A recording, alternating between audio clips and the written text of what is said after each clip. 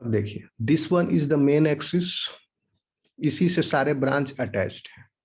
तो ये जो मेन एक्सिस है, इसमें सबसे पहला इस side left hand side is क्या है, नॉन रिड्यूसिंग एंड।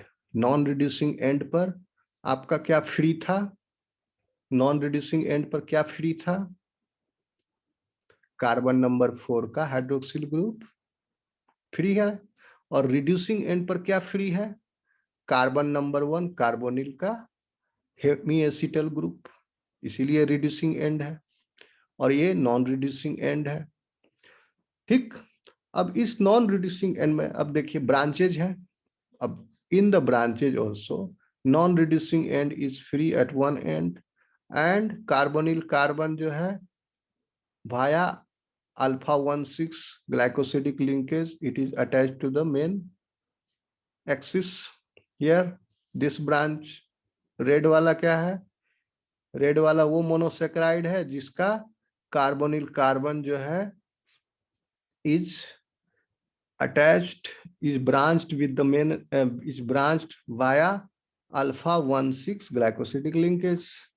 सी, यहाँ पर भी ये इस ब्रांच का जो सब ब्रांच है इसमें भी नॉन रिड्यूसिंग एंड फ्री हो गया ये, एंड रिड्यूसिंग एंड के साइड से जो होना चाहिए था, हालांकि रिड्यूसिंग एंड नहीं है लेकिन वहां पर कार्बोनिल कार्बन इज अटैच्ड।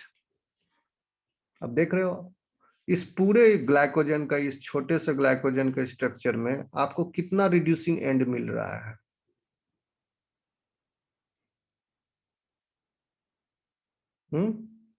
एक 9 सर। 9 कैसे, एक ही तो है ये सर सब, नॉन रिड्यूसिंग एंड हो गया ना, these are non reducing ends. यहाँ पर नॉन रिड्यूसिंग एंड है, क्यों, क्योंकि क्योंकि ये फ्री है कार्बन नंबर 4 का OH ग्रुप। ठीक, ये कार्बन नंबर 4 है, ये कार्बन नंबर 1 है, 1 2 3 4, 1 और 4 के बीच में ग्लाइकोसिडिक बॉन्ड है।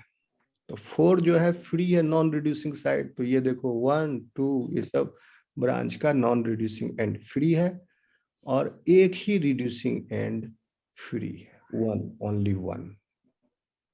जितने भी ब्रांचेज हैं इसमें 1 2 3 4 5 6 7 8 9, 9 ब्रांच हो गया।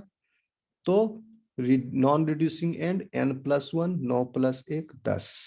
अब देखो 10 ऑरेंज बॉल है, 1 2 3 4 5 6 7 8 9 एंड 10। आया समझ में? Yes sir. Yes sir. Okay,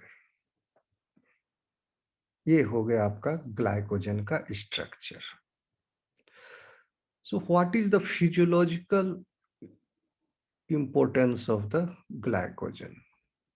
Okay, why glycogen has been chosen? Glucose he direct store कर लेता सेल, ग्लूकोज भी तो रेडली एनर्जी देता है। Why not glucose is stored directly? Why glucose is converted into the glycogen? Why glucose is getting condensed into the form of the glycogen and then it is stored? The answer lies here. See what it says. Why not store glucose in its monomeric form? इसको store करने के लिए polysaccharide, glycogen polysaccharide बनाने की जरूरत क्यों पड़ी? Okay, तो इसका आंसर क्या है? It has been calculated that hepatocytes store glycogen equivalent to a glucose concentration of 0.4 molar. कितना high concentration of the glucose है ये, बहुत ही हाई, 0.4 मोलर है। और ब्लड में ग्लूकोज, एक हेल्दी इंडिविजुअल में ब्लड में ग्लूकोज का concentration is around 5 millimolar. 5 millimolar से 0.4 मोलर कितना गुना ज्यादा बड़ा है? 0.4 को मिलीमोलर में तब्दील कर दो तो 400 मिलीमोलर हो गया। 400 मिलीमोलर को 5 से भागा कर दिए तो 80 गुना ज्यादा है। ये concentration is 80 times more. Okay, अगर Yes. हिपेटोसाइट्स में ग्लाइकोजन है, ग्लाइकोजन से सारे ग्लूकोज को निकाल दिया जाए तो then the glucose concentration will be 0.4 molar, and the actual concentration of glycogen, which is insoluble and contributes little to the osmolarity of the cytosol, is 0.01 micromolar. अब देखिए, अगर ग्लाइकोजन से सारा ग्लूकोज को निकाल दे तो सेल के अंदर ग्लूकोज का कंसंट्रेशन हो जाएगा 0.4 मोलर और सेल के बाहर है ग्लूकोज का कंसंट्रेशन एक्स्ट्रा सेलुलर फ्लूइड में, जैसे कि ब्लड, 5 मिलीमोलर। ठीक, तो ब्लड में तो ग्लाइकोजन है नहीं, ब्लड में तो ग्लूकोज है, फ्री फॉर्म ग्लूकोज है, और सेल के अंदर ग्लाइकोजन है। उस ग्लाइकोजन को अगर हम तब्दील कर दें ग्लूकोज में तो इतना हो जाएगा ग्लूकोज का कंसंट्रेशन। लेकिन जब ग्लाइकोजन है तो ग्लाइकोजन का concentration is only about 0.01 micromolar. Okay, so if the cytosol contained 0.4 molar glucose, इतना हाई अमाउंट ऑफ ग्लूकोज अगर हो जाए, ग्लाइकोजन के रूप में स्टोर्ड ना हो, ग्लूकोज के रूप में स्टोर, तो इतना हाई अमाउंट ऑफ कंसंट्रेशन जो होगा ग्लूकोज का सेल के अंदर, that will disturb the osmolarity, would be threateningly elevated, osmolarity elevate कर जाएगा, and that will lead to osmotic entry of water that might rupture the cell. अब आप को पता है हाइपरटोनिक हाइपोटोनिक सॉल्यूशन, अगर Yes, sir. पता है ना, अगर सेल के अंदर ग्लाइकोजन पूरा टूट के ग्लूकोज बन जाए तो 0.4 मोलर कंसंट्रेशन हो जाएगा ग्लूकोज का सेल के अंदर। तो सेल क्या हो गया, अब साइटोसोल क्या हो गया, और एक्स्ट्रा सेलुलर फ्लूइड में द सोल्यूट कौन है यहाँ पर, ग्लूकोज। एक्स्ट्रा सेलुलर फ्लूइड में है 5 मिलीमोलर। तो extra cellular fluid is now what it is now for the cytosol, क्या हो गया, ये हाइपोटोनिक है कि हाइपरटोनिक है?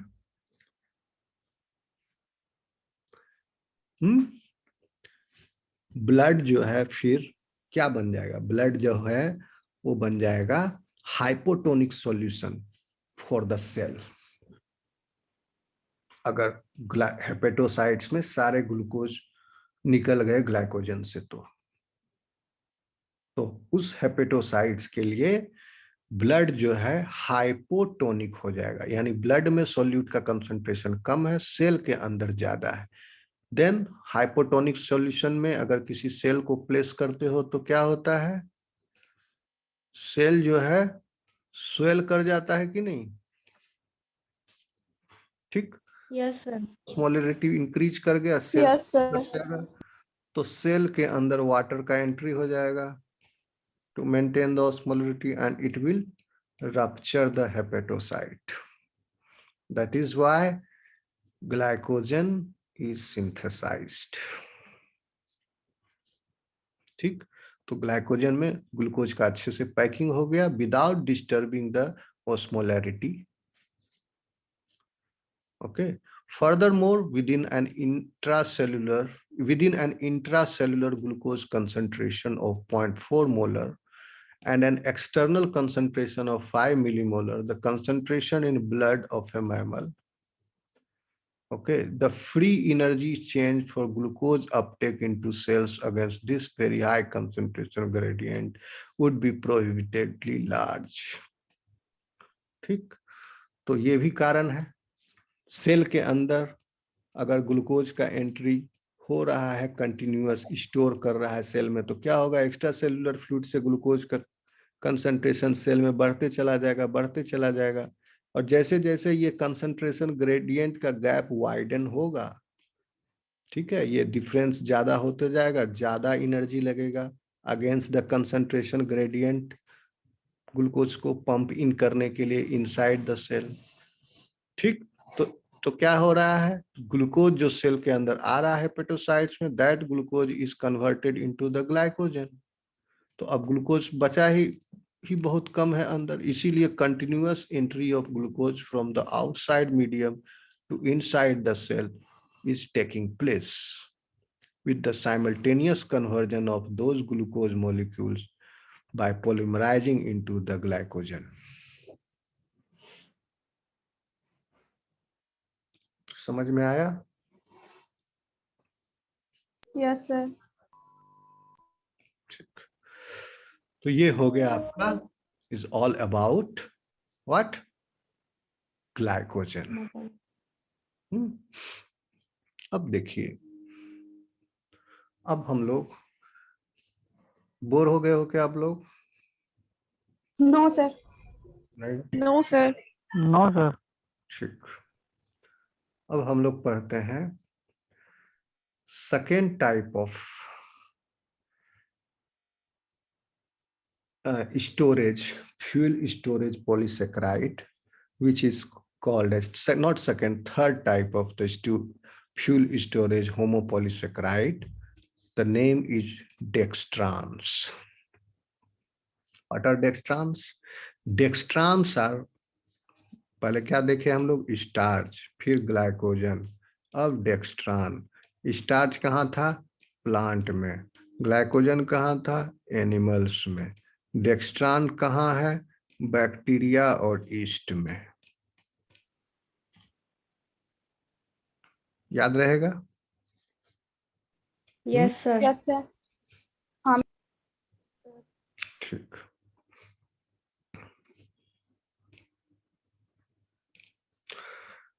dextrans are bacterial and yeast polysaccharides made up of alpha 1,6 linked, समझते जाओगे, ये जो लिखा हुआ है इसे आप इमेजिन कर सकते हो, alpha 1,6 linked poly D glucose, यानी इसमें डी ग्लूकोज है बहुत सारा, पॉली डी ग्लूकोज है, और वो डी ग्लूकोज भी कैसा ग्लूकोज है? अल्फा ग्लूकोज है। ओके, तो इसमें क्या है? Made up of alpha 1,6 linked poly D glucose.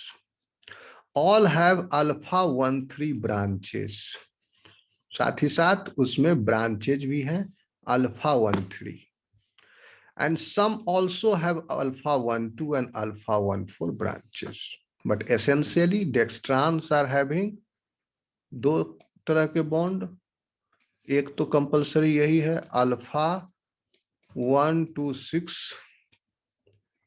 और दूसरा जो है ब्रांच पॉइंट पर अल्फा, या इसके ब्रांच पॉइंट पर है अल्फा 1 to 3,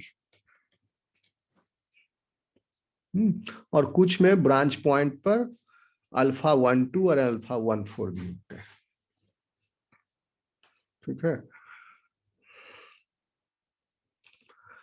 देखिए इसका स्ट्रक्चर आप देखोगे समझ में आएगा। ये दिख रहा है स्ट्रक्चर आपको?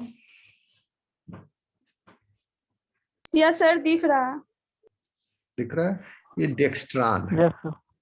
Common type of dextran which is found in bacteria and fungi. यहाँ पर आप देखिए, एक चेन को आप कंसीडर कीजिए, मान लिया इसी चेन को कंसीडर करो, दो ही मोनोसेक्राइड यूनिट है इसमें। तो here what you can see, figure बड़ा है, दिख रहा है, और बड़ा करें क्या?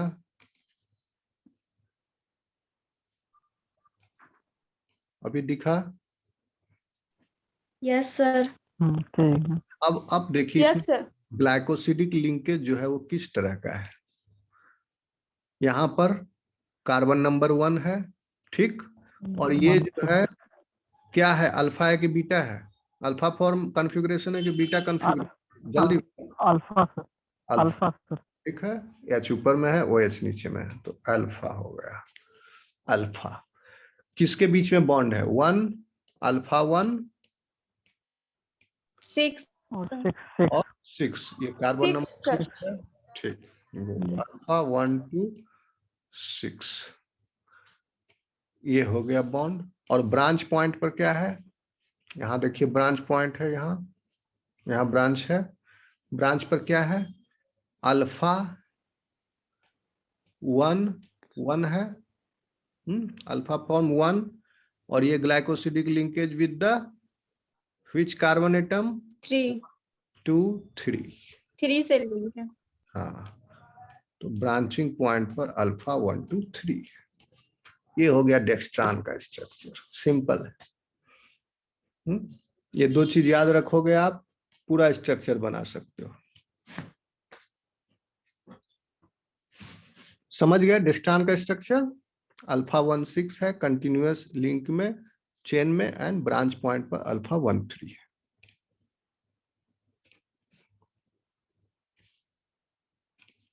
बढ़े आगे। Yes sir. Yes sir. Yes sir. ठीक, अब देखिए डेंटल प्लाक, जो लोग ब्रश वगैरह नहीं करते ना, दांत के ऊपर सफेद सफेद जम जाता है उनके ऊपर गंदगी, उसको प्लाक बोलते हैं, डेंटल प्लाक। ये कहाँ कौन फॉर्म करता है? Bacteria, form by the bacteria. इसीलिए कहा जाता है ब्रश करना जरूरी है सुबह शाम। सुबह शाम ब्रश करने से प्लाक फॉर्मेशन नहीं होता है दांत के ऊपर। तो प्लाक जो है वो क्या करता है? आपके डेंटाइन मटेरियल को डिग्रेड करता है ये बैक्टीरिया। तो जो सुबह शाम ब्रश करते हैं उनका दांत जो है 70-80 साल तक भी मजबूत रहेगा, नहीं टूटेगा जल्दी, मजबूत दांत रहेंगे। पहले के जमाने में लोग ब्रश नहीं करते थे अच्छे से, तो उनके दांत जल्दी टूट जाते थे।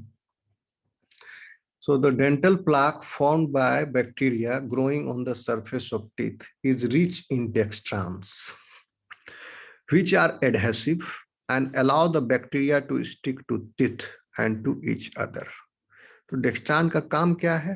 डेक्स्ट्रान का फंक्शन है, dextran also provide a source of glucose for bacterial metabolism. ठीक है, and dextrans here in the dental plaque, what they are doing, additional function is they are giving the adhesive force by allowing the bacteria to stick to the teeth and to each other also.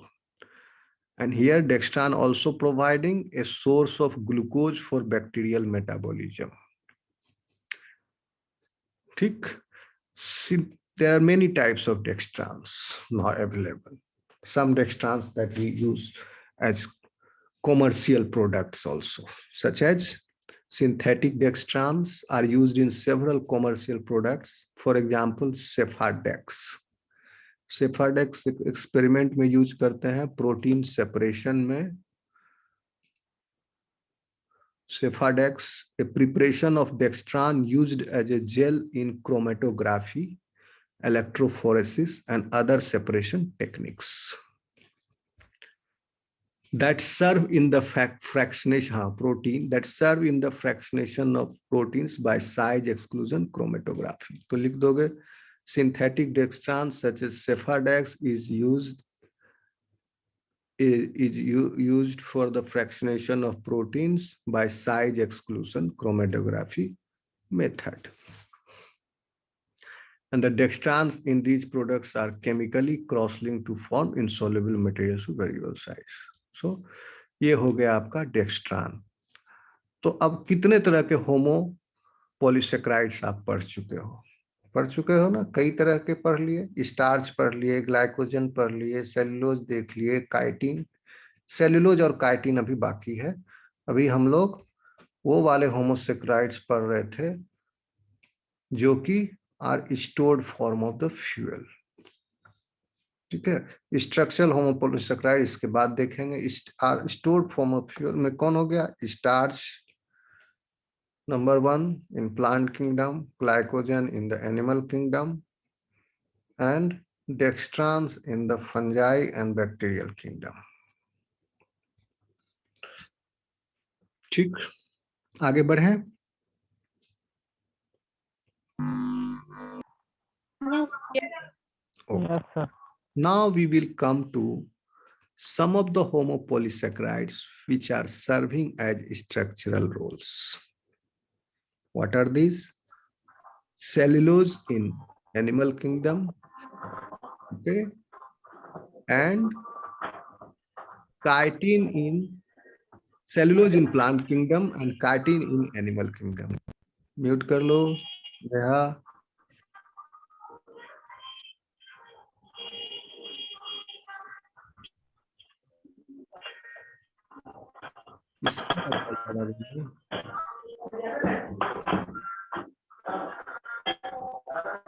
Noise है। देख लो। किसका noise है? ये दिख नहीं रहा है यहाँ पर, सब माइक म्यूट किए हुए हैं, फिर भी नॉइज आ रहा है। तुम लोग कितनी बार में समझोगे? पढ़ा रहे हैं तो हल्ला गुल्ला नहीं करना चाहिए।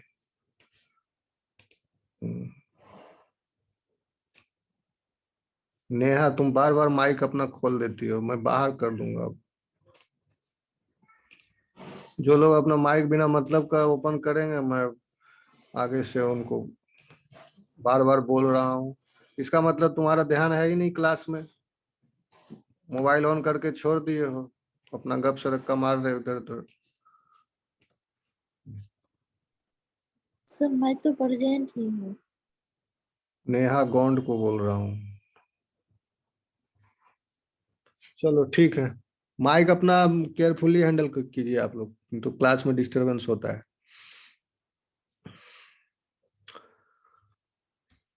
ठीक, chitin in the animal kingdom, तो ये दो तरह के हम लोग देखेंगे। और एक और है bacterial and algal cell walls contain also structural heteropolysaccharides. ये हम हेटेरोपॉलीसैकेराइड जब पढ़ेंगे तब देखेंगे। यहां तक होमोपॉलीसैकेराइड है ये। ठीक है, तो आपका cellulose and chitin, these are homopolysaccharide which are serving the structural roles.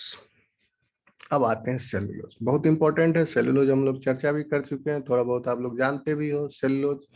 ठीक है, स्ट्रक्चर एकदम सिंपल है, आप समझ गए चुके हो ऑलरेडी। सेलुलोज का स्ट्रक्चर क्या होता है? सेलुलोज का स्ट्रक्चर माल्टोज की तरह ही है, but the thing is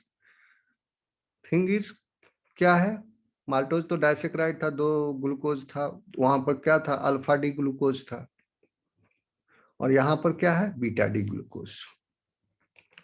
cellulose is a fibrous tough water insoluble substance and is found in cell walls of plants, particularly in stalks, डंठल, स्टेम्स, तना, ब्रांच का, ट्रंक्स, बड़ी बड़ी शाखाएं, मोटी मोटी शाखाएं, सब में सेलुलोज भरा हुआ है। And all the woody portions of the plant body, इसमें भी उतना वुडी पोर्शन है, उसमें सब में सेलुलोज है। लेकिन ये बात आप ध्यान रखिए कि इस सब में सिर्फ सेलुलोज ही नहीं है, सेलुलोज के अलावा other type of compounds are also there. Okay, तो wood is not pure cellulose. Okay, stalks, stems, trunks, these are not absolutely made up of cellulose. These are not pure cellulose, but a major portion of this is cellulose. The cellulose constitute much of the mass of the wood, and cotton is, रुई जो है, is almost pure cellulose. Paper भी जो है, कागज, वो भी almost pure cellulose है। एक होता है स्विच ग्रास, यूज किया जाता है अमेरिका में, यूज होता है पेपर और कॉटन में। Switch grass is also a source of pure cellulose. Like amylose, the cellulose molecule is linear, unbranched homopolysaccharide. ठीक, अब स्टार्च का स्ट्रक्चर अगर आपको याद हो जाए, समझ जाओ आप, तो आप ग्लाइकोजन भी आसानी से समझ जाओगे, क्योंकि स्टार्च का जो अमाइलोपेक्टिन फाइबर है, पॉलीमर है, that resembles the structure of glycogen. और स्टार्च का एमाइलोज पॉलीमर जो है, that resembles the structure of cellulose. ठीक, तो सेलुलोज भी जो है वो लीनियर है, जैसे कि एमाइलोज है ऑफ द स्टार्च था। Like amylose, the cellulose molecule is a linear, unbranched homopolysaccharide, एक ही तरह का मोनोसेक्राइड यूनिट से बना हुआ है, कंसिस्टिंग ऑफ 10,000 से 15,000 तक डी ग्लूकोज यूनिट्स हो सकते हैं सेलुलोज में। But there is a very important difference in cellulose. The glucose residues have the beta configuration, whereas in amylose the glucose is in alpha configuration. ठीक है, समझ में आया ये बात? Yes, sir. Yes, sir. देखिए, Yes, sir. ये structure cellulose का नहीं है, ये डेक्स्ट्रान का है। यहाँ नाम नहीं लिखे हैं, लिखा जाने का डेक्स्ट्रान है। ये जो डेक्स्ट्रान पर है ना, ये कंफ्यूज मत करना, ये सेलुलोज का नहीं, सेलुलोज का इसके नीचे है chair formed structure. You can see cellulose, 2 units of cellulose, 2 units of a cellulose chain. D-glucose residues are in beta 1 to 4 linkage. The rigid chair structure can rotate relatively to one another. See, chair type structure hai. Here in this structure, you can find out where is the carbon number 1, carbonyl carbon involved in the glycosidic linkage. Here it is the carbon number 1,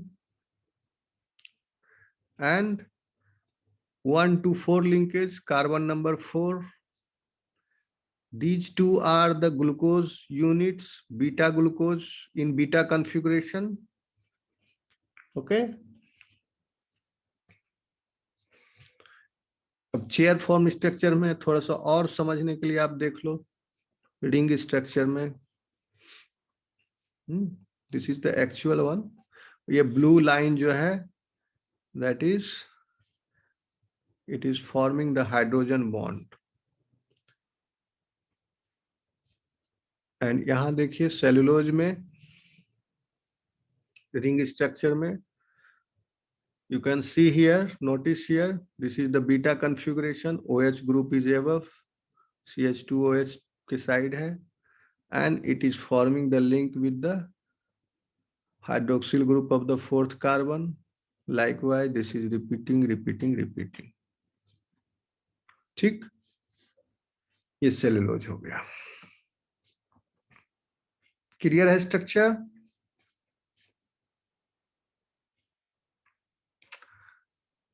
Yes, sir.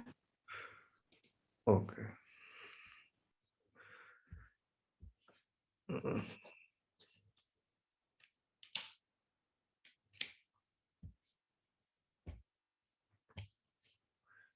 The glucose residues in cellulose are linked by beta 1 to 4 glycosidic bonds, in contrast to alpha 1,4 bonds in amylose.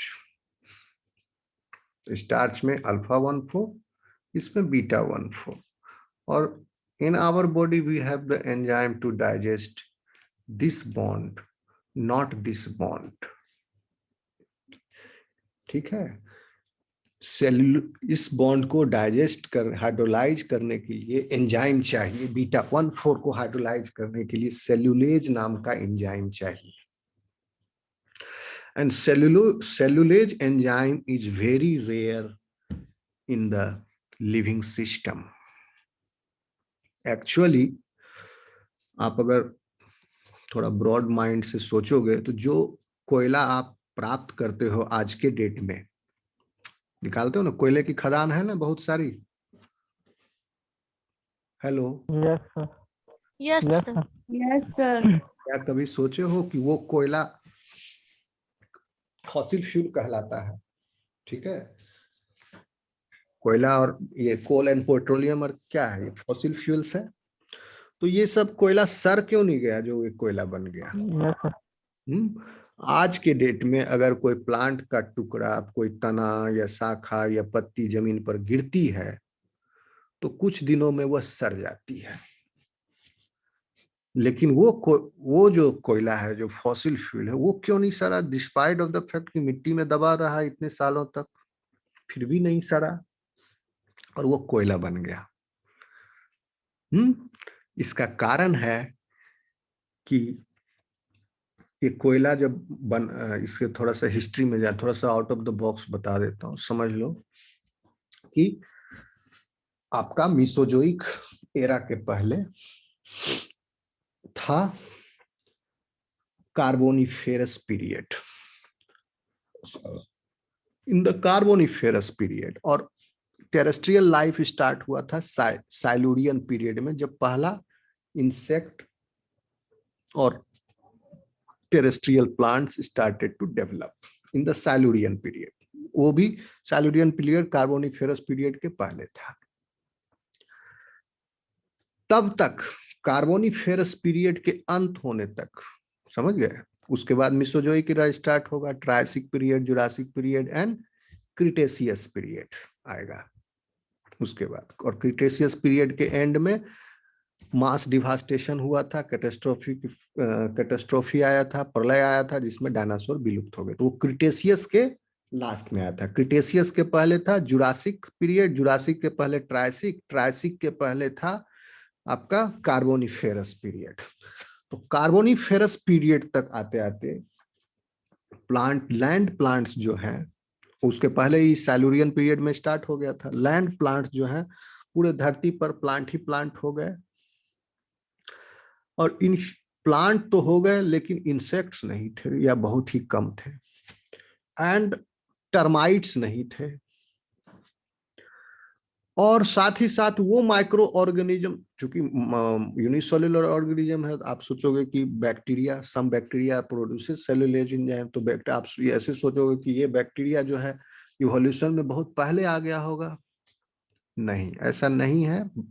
Cellulose producing bacteria came very later, after the carboniferous period they appeared. तो Carboniferous में तक जितने भी plant साइलूरियन period से start हुआ land पर plant, और उसके बाद कार्बोनिफेरस पीरियड के अंत में ये पूरा टाइम हो गया आपका लगभग 200 मिलियन साल तक। इतना साल तक धरती पर, 200 मिलियन साल से भी ज्यादा, तो इतना साल तक प्लांट बढ़ते रहे, लेकिन प्लांट के जो पत्ते, तने, ये सब जो जमीन पर गिरते थे, उनको सराने के लिए, डिकम्पोज करने के लिए, चूंकि उसमें सेलुलोज है, तो उस सेलुलोज को डाइजेस्ट करने के लिए एंजाइम है ही नहीं। ओके, किसी भी माइक्रो ऑर्गेनिजम्स के पास सेलुलोज एंजाइम नहीं है अभी, वो माइक्रो ऑर्गेनिजम्स अपीयर ही नहीं हुआ है। तो क्या हुआ, ये सब सड़े ही नहीं। तो नहीं सड़ने की वजह से जो प्लांट्स के जो अवशेष हैं वो धीरे धीरे डिपॉजिट होते चले गए सेडिमेंट्री लेयर्स में, और उसके ऊपर लेयर पर लेयर मिट्टी चढ़ते गया, वो ह्यूमस में कन्वर्ट नहीं हुआ। आज ना जो प्लांट प्रोडक्ट गिर रहे हैं, आप उसका कंपोस्ट बना लेते हो, ह्यूमस बना लेते हो, क्यों? इसी सॉइल में जो बैक्टीरिया है दे डाइजेस्ट द सेलुलोज। ओके, तो वो नहीं था, तो इसीलिए आज आपको कोयला मिल रहा है। अगर उस समय सेलुलोज डाइजेस्टिंग बैक्टीरिया होते तो आपको कोयला नहीं मिलता आज। समझ गए बात को? Yes. Yes sir. Yes, sir. मतलब सर अब आगे कोयला नहीं बनने वाला है। Yes sir. नहीं, अब कोयला कहाँ से बनेगा? बनेगा? नहीं बनेगा।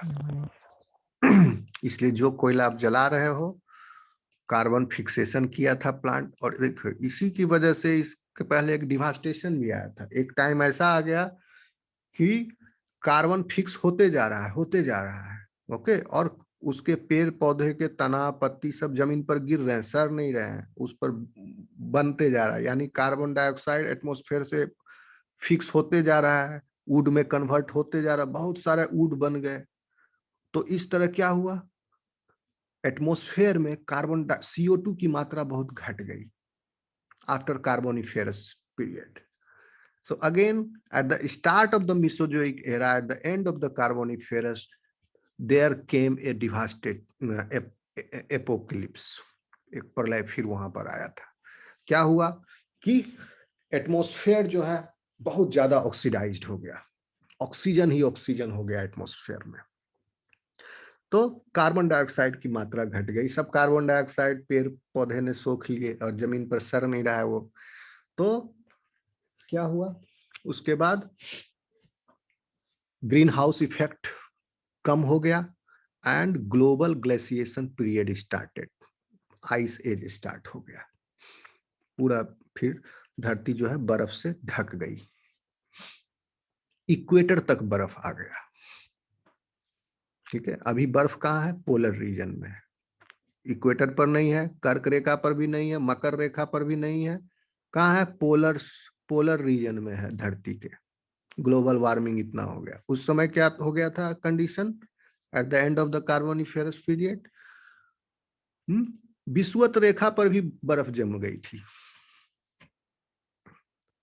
तो 80% of the species, all the living system, they died there.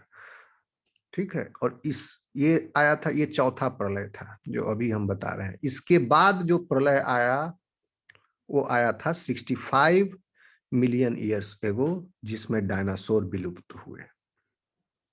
ठीक है, तो वो वाला चौथा वाला भी अगर नहीं आता तो डायनासोर नहीं इवॉल्व होते, रेप्टाइल्स उतना ज्यादा डाइवर्सिफाई नहीं होता, साइनेप्सिड नहीं अपीयर होते, तो साइनेप्सिड से बाद में मैमल्स अपीयर हुए। चलो ये सब किसी और दिन पढ़ाएंगे आप लोग को। अभी कहाँ थे, cellulose is also the tough fibrous nature of record. अच्छा, the tough fibrous nature of cellulose makes it useful in such commercial products। कहाँ पढ़ रहे थे, दिस डिफरेंस, ये बॉन्ड का जो डिफरेंस है अल्फा 14 एंड बीटा 14 से क्या क्या प्रॉपर्टी गेन कर लिया ये। This difference causes the individual molecules of the cellulose and amylose to fold differently in space, giving them very different macroscopic structures. इस बॉन्ड की वजह से, अलग अलग बॉन्ड होने की वजह से, ठीक है, and physical properties also. So because of this beta 14 linkage the cellulose becomes tough fibrous in nature and makes it useful for other type of application and in commercial products such as the cardboard also contain majority of the cellulose. Insulation material also, in insulation material also cellulose is used, and it is a major constituent of cotton and linen fabrics। कपड़ा जो पहनते हैं आप, ये सब क्या है, cellulose है। सब नहीं, कॉटन जो है सेल्यूलोज है। Cellulose is also the starting material for the commercial production of cellophane and rayon। Cellophane का नाम आप सुने हो अगर, तो एक तरह का टेप होता है, सेलोफिन टेप, ठीक है, सील करने के लिए ये टेप चिपकाया जाता है। तो कॉमर्शियल एप्लीकेशन है। This is also made up of cellulose. Cellophane is a thin transparent